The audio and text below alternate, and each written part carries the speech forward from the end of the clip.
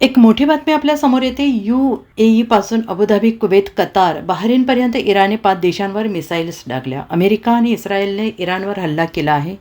अणुकरारावरून America आणि इराणमधील वाढत्या तणावानंतर हा हल्ला झाला आहे. आज सकाळपासून इस्रायलने इराणची राजधानी तेहरानमध्ये क्षेपणास्त्रांद्वारे हल्ला केला आहे. या हल्ल्यामध्ये तेहरानमध्ये स्फोटांचे आवाज येत असून आकाशात धूर पसरला आहे. इराणमधील युद्धाचे जगभरात पडसाद उमटण्याची शक्यता आहे. इस्रायल आणि अमेरिकेच्या मिसाईल हल्ल्यानंतर इराण आक्रमक झाला आहे. इराणने इस्रायलसह UAE, अबुधाबी, कुवेत, कतार, बहरीनवर मिसाईल डागल्या आहेत. अमेरिकेने इराणवर केलेल्या हल्ल्याला इराणकडून प्रत्युत्तर देण्यात आलं आहे. इराणचे बहरीनमधील अमेरिकेच्या तळांवर हल्ले सुरू आहेत. इराणच्या हल्ल्यानंतर आखाती देशांनी हवाई हद्दबंद केली आहे. इस्रायलच्या संरक्षण मंत्र्यांनी हल्ल्यांना दुजोरा दिला आहे, तर प्रतिबंधात्मक कारवाई म्हणून हा हल्ला केल्याचं इस्रायलकडून सांगण्यात आले.